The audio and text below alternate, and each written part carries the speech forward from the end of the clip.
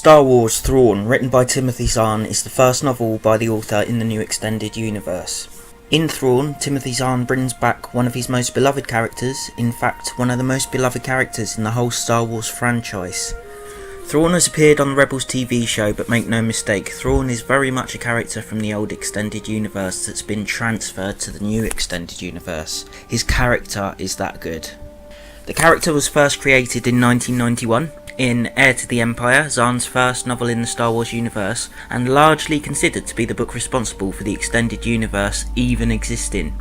It was the first book in the Thrawn trilogy, and one of my favourite Star Wars books. It was one of my first, actually. This was back when there were only about 7 Star Wars books. As soon as I saw Timothy Zahn was doing a new Thrawn book in the new extended universe, I had to have it. I went to Wordery and placed a pre-order straight away. I was so excited that when it turned up the day before its release date, I started reading it straight away, thinking I'm so lucky, the first Thrawn book in years and the first one in the new extended universe, and I'm reading it a day early. Thrawn has a strong start. It opens with a flashback of Thrawn being exiled from the Chiss Ascendancy. He gets in a pod confident that the Chiss aristocrats will provide him with enough tools and technology that wherever he's exiled to, he will not die of starvation or the elements. Many years later, an Imperial Star Destroyer has been sent to investigate a group of smugglers. A reconnaissance group lands on a planet and inspects what we later discover is the technology the Chiss aristocrats managed to give Thrawn for his exile. This is where I actually started to get excited with the book. A page or two in, because that's all it is, just less than 10 pages, and I was sitting on the edge of my seat. You could just tell what was going to happen if Thrawn was anything like his old extended universe counterpart. And he is. Oh my god, he is. Bombs coming out of nowhere, fighter ships being taken out from the sky, and stormtroopers being disintegrated without anybody hearing a sound. None of the Imperials knew where to look. If you've read the Thrawn trilogy, some of this should be familiar, as it's how he nearly brought the New Republic to its knees. Thrawn used a blitzkrieg strategy in the original trilogy. No one knew where he would strike, when, or for how long or how hard. All they knew was he struck key locations and almost completely destroyed them, and he was always gone before support arrived. He was like an extremely vicious ghost, and it's exactly the same tactic being used here. Thrawn creates total mayhem for the Imperials. To them, it's chaos, but to Thrawn, it's a well thought out strategy. And I love Timothy Zahn for keeping Thrawn like this. He hasn't dumbed down Thrawn for the kids just because he was on a cartoon. He's as ruthless as ever. He's younger, but he's still every bit as dangerous as he was in the old extended universe. The Imperials leave but take some of Thrawn's technology with them to study. Captain Park, the Imperial responsible for the investigation, asks his next in command, Colonel Barris, and Eli Vanto, a trader pilot from near the unknown regions who joined the Imperial Academy, to join him in a room overlooking the shuttle bay on the Star Destroyer. A few hours later, and Thrawn emerges. He was captured instantly, but came peacefully. Captain Park reveals he wants Eli Vanto there to translate, as he's from wild space near the unknown regions and may be able to communicate with the alien. As it turns out, both the alien and Eli speak Cybisti, a common trading language near unknown space. The alien reveals how he bested the Imperials by himself. First he stole a headset from a downed pilot, then filled his jumpsuit with rotting berries. He then tied charge packs from blaster rifles with the safeties removed to the forest animals, knowing they would naturally go to the berries because of the smell, and when they got there the packs would go off, exploding right in the middle of the stormtroopers. He knew the Imperials would realise he's listening to their communications after searching the pilot's body and would change to a more secured channel, so he left a trap for another ship. The ship crashed and he took the headset on the new channel from the pilot, but left the headset from the old pilot on the new body. The Imperials searched and saw the headset, so they assumed he couldn't hear them, but he could. He outsmarted them all and beat them all by himself. After telling Captain Park all this, Park asks him what his name is. Mithra Neurodo, he says, but I believe it would be easier for you to call me Thrawn. I got chills reading that bit. It was so cool to see his full name. The whole opening of the book is a bit of a whirlwind, but in a good way.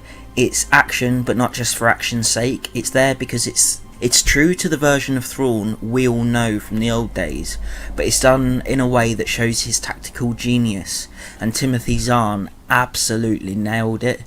He created the character 25 years ago and I wouldn't expect any less, but it's still nice to see that Thrawn has done the character justice. Sometimes these jumps to a new generation, especially where the old universe, extended universe, has been scrapped in favour of the new one, sometimes things can change. For instance, he looks a lot more alien than I always imagined, or as he was painted on the covers to the books in the old days. So that's changed, but his character hasn't changed. Timothy Zahn has absolutely nailed it. Nobody else could have done a better job. Captain Park decides to take Thrawn to meet the Emperor, believing him to be potentially useful to the Empire. When Thrawn meets the Emperor, after a few minutes they have a private conversation. And I loved this conversation. It's not very long, it's just a couple of pages. And don't worry, this is right at the beginning of the book, so it's not massive spoilers. But the whole conversation is a cat and mouse game, and it's interesting to read. On the one hand, you've got the Emperor who manipulated the entire known galaxy to be under his thumb. On the other hand, you've got Thrawn, the master tactician and strategist, and they're dueling with their words in a playful way. It's very good to read. Eventually Thrawn pledges his allegiance to the Emperor and reveals he knew Anakin Skywalker and knows he was the Emperor's servant. As far as we know, he doesn't realise that Anakin became Vader. This little bit was the excerpt that Timothy Zahn read, and literally everyone believed Thrawn knew Vader was Anakin. And the thing is, they did that with no context, because the little passage he read before the book was released, it didn't tell you anything.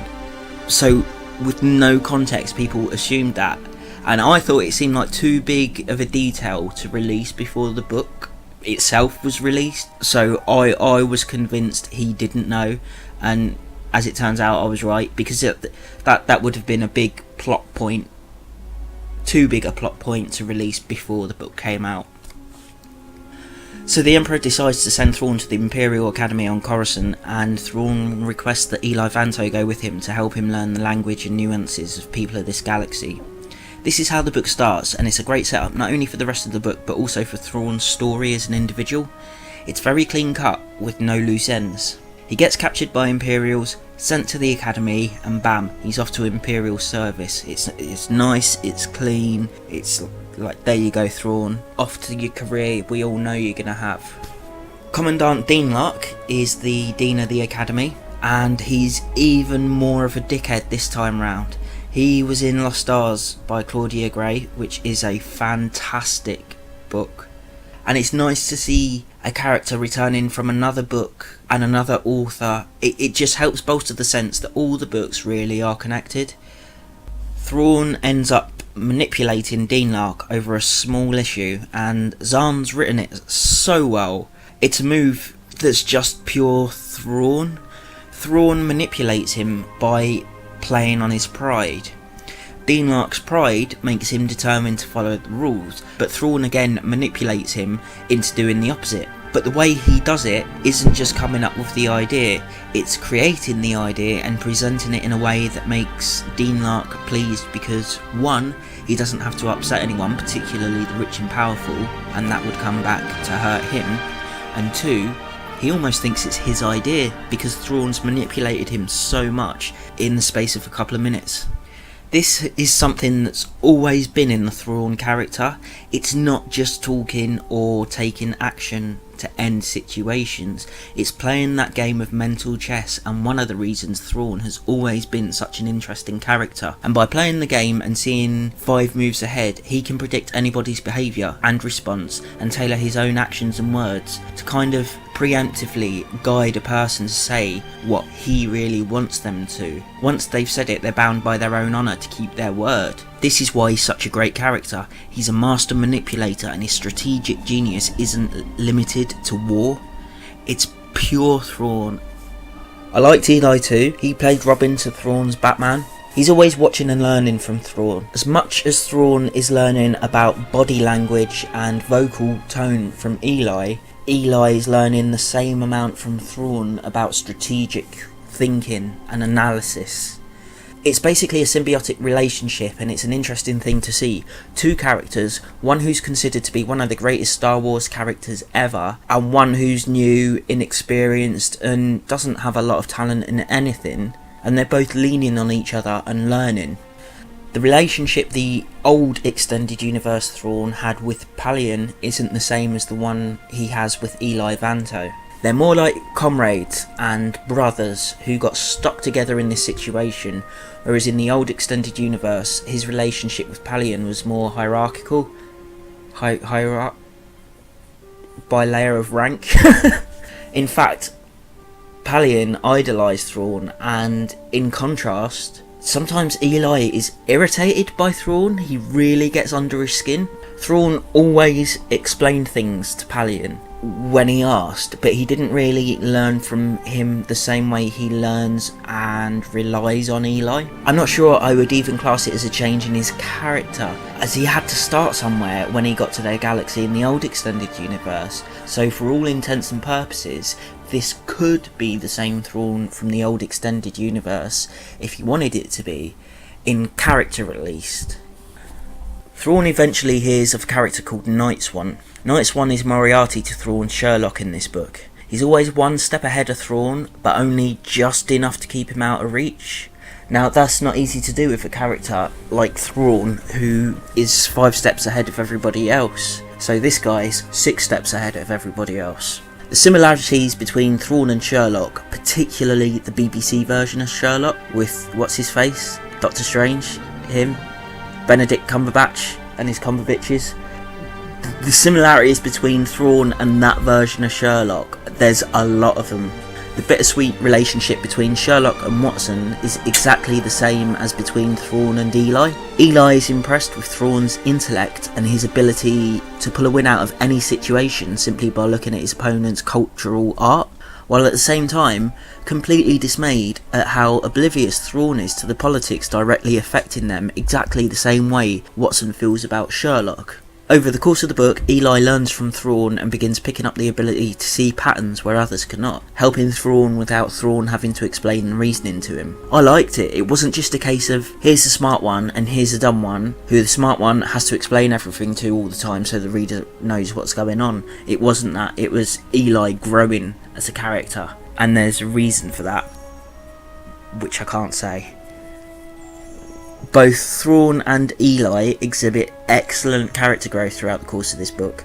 We don't see much of that in the old extended universe because Thrawn was already established as a powerful character, and I don't think going backwards would have been fun. Just ask any fan of the original Star Wars trilogy how much fun it was going back to the prequels. It wasn't. But that's just my opinion. But because Thrawn is a fresh new character in this new extended universe, we have the option to explore his character and his life without really knowing where he will end up. Anyone who's read the Thrawn trilogy knows Thrawn doesn't make it past 5 years after Return of the Jedi. Whereas the latest we know about him at the moment, there's the Thrawn novel and there's his appearance in Rebels. And that's it. So we don't know anything about what will happen to him in the future. I like that we don't know what's going to happen to him because he's a good character. Eventually, Thrawn and Eli cross paths with Yularen and Arinda Pryce, whose story we've been following throughout the book parallel to Thrawn's story. It's interesting to see her rise to power from her family-run mining company on Lothal to the governor of Lothal that we know in Rebels. And I thought Timothy Zahn, I gotta say, I thought he really wrote her character well.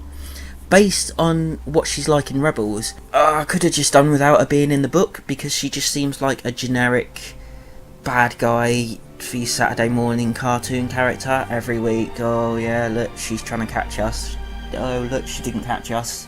She'll try again next week though. But I'm pleased Zahn involved her. He really gave her some depth and motivation and made her interesting to read, and not simply just there because it ties into Rebels. Yes, it does tie into Rebels. Yes, season 3 I think it was. I know Thrawn and Pryce and Yularen working together, and it does tie neatly into it. But it doesn't feel like he's only involved her because of Rebels. It feels like she's just a good character to have in this book anyway. So he's done a really good job putting her in the book. If he has just done it because of Rebel Season 3, then he's done a fantastic job of inserting her into the story. It's a good bit of writing. The end of the book is okay, but nothing special in my opinion. To be honest, I felt the final confrontation between Thrawn and Nightswan was lacking, especially since the whole way through the book he's painted as Thrawn's Moriarty. It wasn't a bad ending, but I definitely think it could and should have ended a completely different way. I did like Arinda Price's ending though. I thought Zhaan wrapped up her story really nicely, and I felt satisfied with how we left her at the end of the book.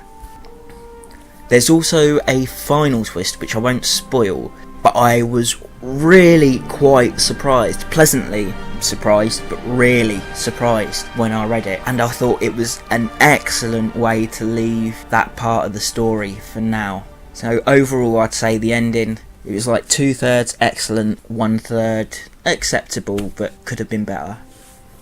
Overall, I did like Thrawn. I love that Thrawn is back in novel form, and I like how simple this book was to read. You see, when Zhaan wrote the original Thrawn trilogy, there were only the original Star Wars movies. There was the Emperor and Vader, Luke, Ben and Yoda. And you can count Leia as a Force user if you want. The word Sith hadn't even been introduced. That came with the prequel trilogy 8 years after Zhaan wrote the original book. As George Lucas kept making new movies, more and more had to be retconned because Lucas kept adding new stuff or directly contradicting what had happened in the books. So it ended up that seemingly with every book released, there was some kind of retcon to match the movies with what had been written before the prequels were released, and it became a bit of a mess, and nobody, absolutely nobody, worked harder than Timothy Zahn at retconning stuff. The amount of books he's written and the amount of stuff that's in them, because he's had to try and fix where George Lucas is just oblivious to the extended universe. Timothy Zahn deserves a medal. It's nice to just have a fresh version of Thrawn though. Yes, he was in Rebels, but there wasn't much character development there. Here we get a blank slate and we get to see Thrawn's story without having to worry about whether it will match future films. We don't have to worry about retcons or any of that stuff. Like I said, I know it leads into Rebels and it does explain why he ends up on the show, but that's okay. It's what happens after his appearance in Rebels that I'm interested in, and because we don't know anything about Thrawn after his appearance in Rebels, it's nice to be able to look to his future and wonder what will happen.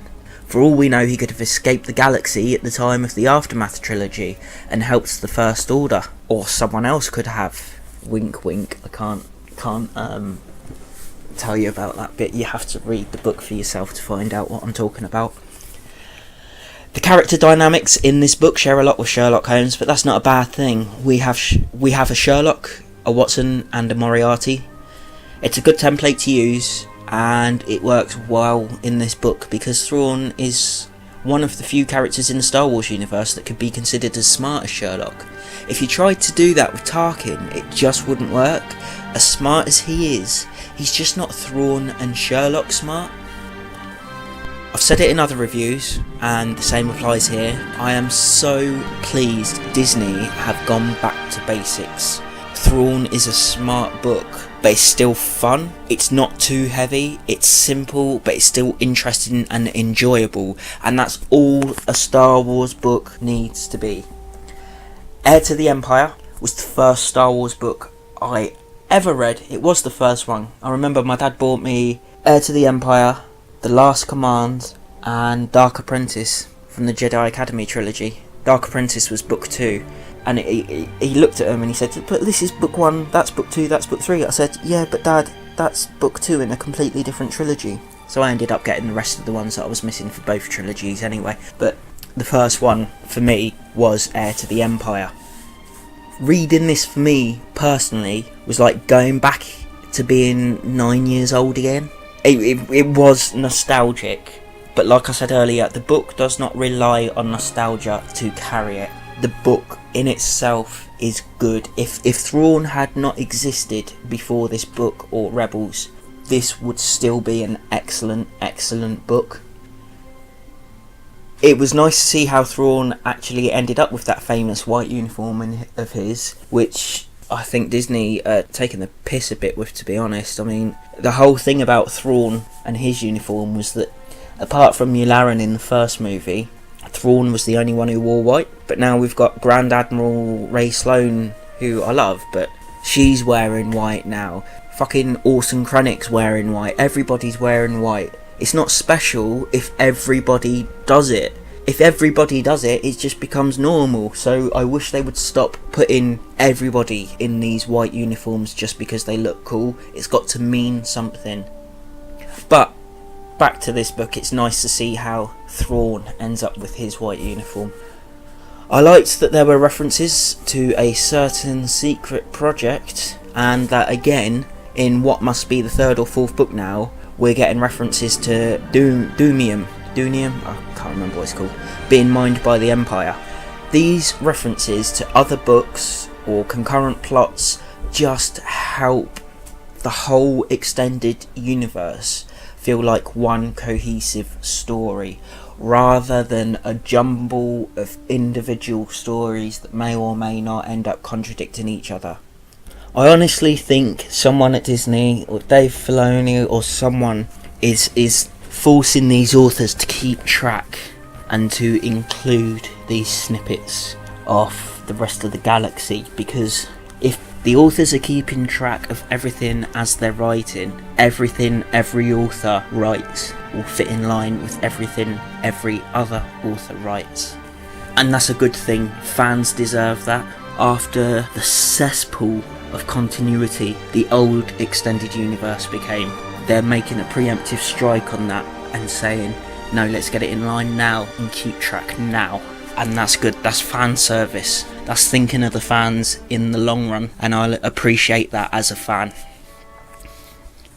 It must have been nice for Timothy Zahn to be able to write Thrawn completely fresh as well, without having to worry about retcons, just writing the character completely new and freely, and I think it shines through in the book. I honestly think Zahn enjoyed writing this one, because I've read other Zahn Thrawn books, and sometimes it just feels like a bit of a chore, but this one, I really think Timothy Zahn just had a good time writing it with a fresh slate.